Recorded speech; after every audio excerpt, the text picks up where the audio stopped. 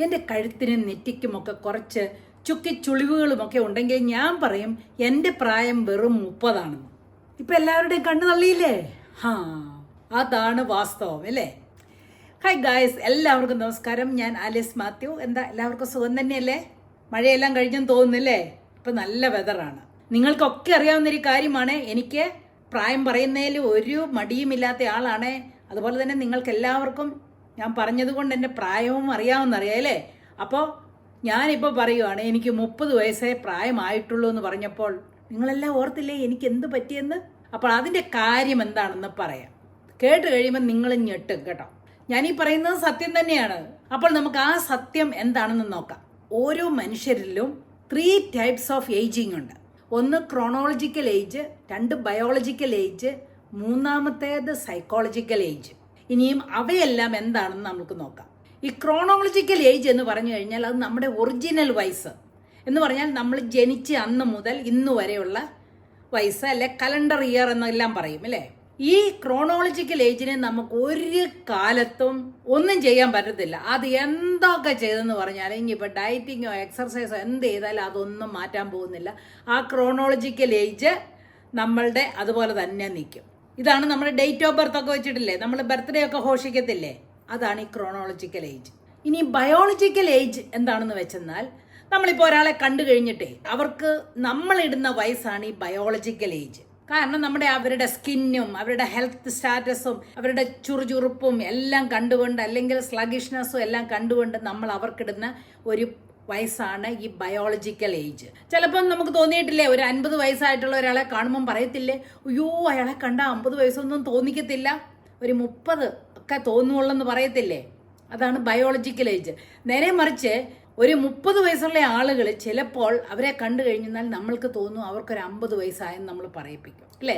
അപ്പോൾ അങ്ങനെ നമ്മൾ വേറൊരാൾക്ക് ഇടുന്ന അവരുടെ ഫിസിക്കൽ അപ്പിയറൻസ് കൊണ്ട് നമ്മളിടുന്ന ഒരു വയസ്സാണ് ഈ ബയോളജിക്കൽ ഏജ്. അപ്പോൾ ഒരാൾക്ക് അവരുടെ ബയോളജിക്കൽ ഏജ് ഒരുപാട് കൂടുതലായിട്ട് തോന്നുന്നതിൻ്റെ കാര്യം അവരുടെ ലൈഫ് സ്റ്റൈലായിരിക്കും, അവരെവിടെയാണ് ജോലി ചെയ്യുന്നുള്ളതെന്നായിരിക്കും, അവരുടെ ഓരോ ദിവസത്തെ സ്ട്രെസ് ലെവൽ എന്തുമാത്രം ഉണ്ടെന്നായിരിക്കും, പിന്നെ അതുപോലെ അവരുടെ ഈറ്റിംഗ് ഹാബിറ്റ്സ്, എക്സർസൈസ് ഹാബിറ്റ്, ഇതിനെയെല്ലാം ആസ്പദമാക്കിയായിരിക്കും അവരുടെ വയസ്സ് നമ്മൾക്ക് തോന്നിപ്പിക്കുന്നത്. അതാണ് ബയോളജിക്കൽ ഏജ്. ഈ ബയോളജിക്കൽ ഏജിനെ നമുക്ക് കുറച്ചൊക്കെ ഇമ്പ്രൂവ് ചെയ്യിപ്പിക്കാൻ സാധിക്കുന്ന ഒന്നാണ്.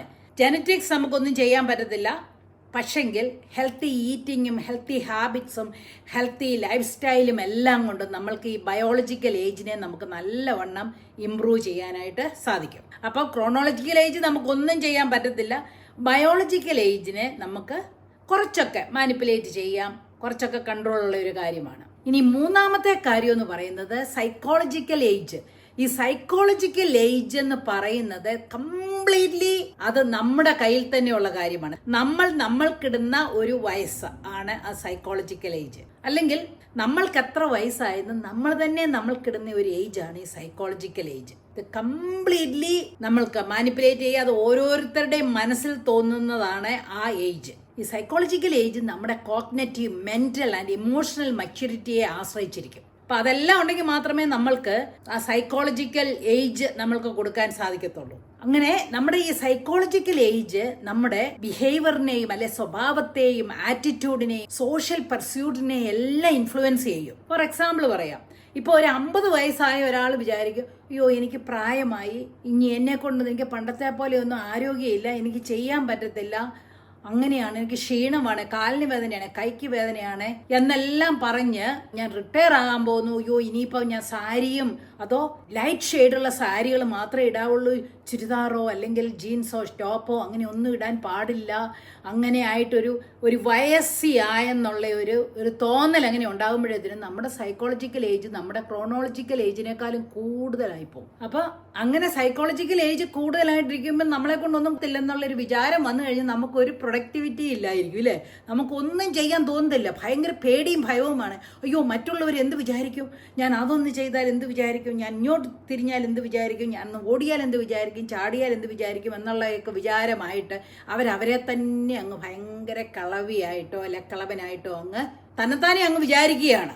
അങ്ങനെയുള്ളപ്പോൾ ഈ 50 വയസ്സുള്ള ആൾക്ക് 50 കാണത്തുള്ളായിരിക്കും, പക്ഷെങ്കിൽ ഈവൻ അവരുടെ ബയോളജിക്കൽ ഏജ് പോലും ഒരു 30 തോന്നിക്കത്തുള്ളെന്ന് പറഞ്ഞെന്നാലും അവരുടെ സൈക്കോളജിക്കൽ ഏജ് വന്നിട്ട് ഒരു 60-70 മുകളിലായിരിക്കും. നേരെ മറിച്ച് ഒരു 50 വയസ്സുള്ള ആൾക്ക് നല്ല ആരോഗ്യത്തോടും പോസിറ്റീവ് ആറ്റിറ്റ്യൂഡോടും കൂടിയൊക്കെ ഇരിക്കുന്ന ആളുകൾക്ക് ഈ 50 വയസ്സൊന്നും ഒരു പ്രശ്നവും ഇല്ല. Age is just A number എന്നും പറഞ്ഞ് അവർക്ക് ഇഷ്ടമുള്ള കാര്യങ്ങളൊക്കെ ചെയ്ത് അവർ വളരെ ചുറുചുറുക്കോടും ആക്റ്റീവായിട്ടും ഒക്കെ ഇരിക്കും. അങ്ങനെയുള്ളവരുടെ സൈക്കോളജിക്കൽ ഏജ് ഒരുപാട് കുറവായിരിക്കും. ഇങ്ങനെയുള്ളവര് ചെറുപ്പക്കാരെ പോലെ അഡ്വഞ്ചറസ് ആയിരിക്കും, മാരത്തൺ ഓടാനായിട്ടും അവർക്ക് സാധിക്കും. അങ്ങനെയെല്ലാം ഇരിക്കുമ്പോഴത്തേനും അവർ 25 വയസ്സുള്ളവരുടെ ചുറുചുറുക്കും ഉത്സാഹവും എല്ലാം ആയിരിക്കും. മനസ്സിലായോ? അപ്പോൾ ആ വ്യക്തി അയാൾക്കിടുന്ന വയസ്സ് വെറും 25 ആയിരിക്കും. ഏതാ? Psychological age. ഞാൻ നേരത്തെ പറഞ്ഞതുപോലെ തന്നെ ഈ psychological age completely on you. അതുകൊണ്ട് എൻ്റെ സൈക്കോളജിക്കൽ ഏജ് ഞാൻ കൊടുക്കുന്ന ഏജ് ഒരു 30 ശരിക്കും 30 വയസ്സുള്ള ആളുകളൊക്കെ ചെയ്യുന്നത് ചെയ്യാനും എനിക്കൊരു ഉത്സാഹമുണ്ട്. ഞാൻ ചെയ്യാൻ ശ്രമിക്കും, കുറേയെല്ലാം ചെയ്യാൻ സാധിക്കുകയും ചെയ്യുന്നുണ്ട്. ഫോർ എക്സാമ്പിൾ, ഒരു മലയുടെ മുകളിൽ കയറണമോ, long drive Kanyakumari to Kasaragod വരെ ഡ്രൈവ് ചെയ്യണോ, ചെയ്യും. അതുപോലെ തന്നെ കടലിൽ ചാടണോ, അവിടെ ഞാൻ ചാടും. തോട്ടിൽ ചാടണോ, മഴയത്തിറങ്ങണോ, കളിക്കണോ, എന്ത് വേണമെങ്കിലും ചെയ്യാൻ എനിക്ക് അങ്ങനത്തെ ഒരു മൈൻഡ് ഉണ്ട്. ഇതൊന്നും ഞാൻ ആരെ ഇംപ്രസ് ചെയ്യിപ്പിക്കാനായിട്ട് ചെയ്യുന്നതല്ല കേട്ടോ. ഞാനിപ്പം മലയുടെ മുകളിൽ കയറിയതോ കടലിൽ ചാടിയതോ അല്ലെങ്കിൽ വണ്ടി ഓടിക്കുന്നോ ഇതൊക്കെ കണ്ടെന്ന ആരെ ഇംപ്രസ് ചെയ്യിപ്പിക്കാനായിട്ടുള്ള കാര്യമില്ല. എനിക്ക് ആരെ ഇംപ്രസ് ചെയ്യിപ്പിക്കേണ്ട കാര്യമില്ല. എനിക്കറിയാം ഞാൻ ആരാണെന്ന് എനിക്കറിയാം. അതുകൊണ്ട് അതൊരു പ്രശ്നമേ അല്ല. പക്ഷെങ്കിൽ എൻ്റെ സൈക്കോളജിക്കൽ ഏജ്, എൻ്റെ ആറ്റിറ്റ്യൂഡും എൻ്റെ മെൻ്റൽ സ്റ്റാറ്റസും എൻ്റെ കോഗ്നിറ്റീവ് സ്റ്റാറ്റസും എല്ലാം കൊണ്ടും എനിക്കിടുന്ന വിലയാണ് 30 വയസ്സെന്നുള്ളത്. അതുകൊണ്ടാണ് എനിക്കിതെല്ലാം ചെയ്യാൻ സാധിക്കുന്നത്. ഞാൻ ഈ കാര്യങ്ങളൊന്നും 70 വയസ്സായപ്പോൾ അങ്ങോട്ട് ഓൾ ഓഫ് എ സഡൻ അല്ലെ റിട്ടയർ ആയിക്കഴിഞ്ഞ് ചെയ്യാൻ തുടങ്ങിയതല്ലേ കേട്ടോ. പണ്ട് മുതൽക്കേ എനിക്ക് എൻ്റെ ഒരു മനസ്സ് അങ്ങനത്തെ ഒരു മനസ്സാണ്. ഭയങ്കര അഡ്വഞ്ചറസ് ആയിരിക്കും, ബ്രേവ് ആയിരിക്കും, റിസ്ക് ടേക്കിംഗ് പേഴ്സൺ ആണ്.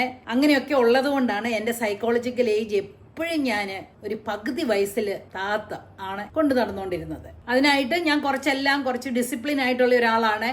എൻ്റെ സാധാരണ കഴിവതും ഞാൻ ഹെൽത്തി ആയിട്ട് കഴിക്കാൻ തോന്നും. ഇടയ്ക്കിടയ്ക്ക് ചീറ്റ് ചെയ്യും കേട്ടോ. പൊറോട്ടയും ബീഫ് കറിയൊക്കെ കഴിക്കുകയൊക്കെ ചെയ്യും. പക്ഷെ എന്നാലും മോസ്റ്റ് ഓഫ് ദ ടൈം ഞാൻ ഹെൽത്തി ഈറ്റിംഗ് ആയിരിക്കും. ഞാൻ റെഗുലറായിട്ട് എക്സർസൈസ് ചെയ്യും. മോർ ഓവർ എനിക്കൊരു പോസിറ്റീവ് ആറ്റിറ്റ്യൂഡാണുള്ളത്. കഴിയുന്നതും നല്ല കാര്യങ്ങൾ ചെയ്ത് മറ്റുള്ളവരെ കഴിവ് പോലെ ഹെൽപ്പ് ചെയ്യുകയും ഒക്കെ ചെയ്ത് ഒരു പോസിറ്റീവ് ആറ്റിറ്റ്യൂഡിലാണ് ഞാൻ ജീവിക്കുന്നത്. അത് ഞാൻ പണ്ട് മുതലേ തുടങ്ങിയ ഒരു കാര്യമാണ്. എൻ്റെ ക്ലോസ് ഫ്രണ്ട്സ് ആയിട്ടുള്ളവരോടൊക്കെ ചോദിച്ചെന്നാൽ ആ കാര്യം അറിയാവുന്നതാണ്. അതുകൊണ്ട് തന്നെയാണ് എൻ്റെ സൈക്കോളജിക്കൽ ഏജ് ഞാൻ ഇത്രയും കുറച്ച് വെച്ചിരിക്കുന്നതും ഞാൻ ഇങ്ങനെയുള്ള ചെറിയ ചെറിയ കാര്യങ്ങൾ ചെയ്യുന്നതുമൊക്കെ കേട്ടോ. അതുപോലെ ഒരു പ്രാവശ്യം കൂടെ പറയണേ, ആരെയും ഇംപ്രസ് ചെയ്യിപ്പിക്കാനായിട്ടില്ല. പിന്നെ ഞാൻ വീഡിയോ പോസ്റ്റ് ചെയ്യുന്നതിൻ്റെ കാര്യമെന്ന് പറഞ്ഞെന്നാൽ പ്രായമായവർ, എന്നെക്കാളും 10-20 വയസ്സ് കുറവുള്ളവർ പോലും പ്രായമായെന്നും പറഞ്ഞുകൊണ്ട് ഒതുങ്ങിക്കൂടി മൂലയിൽ ഇരിപ്പുണ്ട്. അപ്പം അവരെയൊക്കെ അങ്ങനല്ല, ഇങ്ങനെയും വേണം എന്നുള്ളത് കാണിക്കാൻ വേണ്ടിയാണ് ഞാൻ എൻ്റെ ഓരോ വീഡിയോകളും ഇടുന്നത്. ഞാൻ അവിടെ ചാടിയാലും ഇവിടെ ചാടിയാലും ഒക്കെ ഇടുന്നത്. അപ്പോൾ എനിക്ക് ഇത്രേ പറയാനുള്ളൂ. നമ്മൾ ബ്രേവ് ആയിട്ട് ഹാർഡ് വർക്കിംഗ് ആണ്, ഒരു പോസിറ്റീവ് തിങ്കിങ്ങും ഒക്കെ ഉണ്ടെങ്കിൽ നമ്മൾ ഏത് കാര്യം വിചാരിച്ചാലും അത് ചെയ്യാനും സാധിക്കുമെന്നാണ് എൻ്റെ വിശ്വാസം. അത് ഞാൻ പ്രൂവ് ചെയ്തിട്ടുമുണ്ട്. അപ്പോൾ എനിക്ക് പറയാനുള്ളത് എന്താണെന്നറിയോ, നിങ്ങളുടെ ഏജ്, നിങ്ങളുടെ സൈക്കോളജിക്കൽ ഏജ് നിങ്ങളൊരു 25-നും 30-നും ഇടയിൽ കൊണ്ടു നടക്കണം. അത്രേ ആയിട്ടുള്ളെന്ന് വിചാരിക്കണം. അതുകൊണ്ട് നിങ്ങൾക്ക് ഇഷ്ടമുള്ള കാര്യങ്ങളൊക്കെ നിങ്ങൾ ധൈര്യമായിട്ട് ചെയ്യണം. മറ്റുള്ളവർ എന്ത് പറയുന്നെന്നല്ല ഓർത്ത് ഒതുങ്ങിക്കൂടേണ്ട ഒന്നല്ല കേട്ടോ. നിങ്ങൾക്ക് പ്രായമായെങ്കിൽ ഓഫ് കോഴ്സ് നിങ്ങളുടെ ഹെൽത്ത് നല്ല കണ്ടീഷനിൽ വേണം. അതിനൊക്കെ ഡിസിപ്ലിൻ ആയിട്ട് ഒരു ലൈഫ് സ്റ്റൈൽ ചേഞ്ചസ് വേണം. ഇല്ലാത്തവർ അതൊക്കെ ചെയ്യണം. നമ്മൾക്ക് കൊടുക്കുന്ന ഏജാണ് ഈ സൈക്കോളജിക്കൽ ഏജ്. അത് കഴിവതും ഒരു 30-ന് താഴെ കീപ്പ് ചെയ്യാനായിട്ട് നോക്കണം. എങ്കിൽ മാത്രമേ നമുക്ക് അഡ്വഞ്ചറസ് ആയിട്ട് മുന്നോട്ട് പോകാൻ സാധിക്കത്തുള്ളൂ. നമുക്ക് 50 വയസ്സ് 60 വയസ്സ് ആകുമ്പോഴത്തേനും നമ്മൾ കുറേ ലൈഫ് എക്സ്പീരിയൻസ് ഒക്കെ കിട്ടിയോണ്ട് നമ്മൾ ശരിക്കും പറഞ്ഞെന്നാൽ വെൽ ട്രെയിൻഡ് ആണ്. അപ്പോൾ നമ്മുടെ സൈക്കോളജിക്കൽ ഏജും കുറവാണെങ്കിൽ നമുക്ക് ഒരുപാട് കാര്യങ്ങൾ ചെയ്യാൻ സാധിക്കും.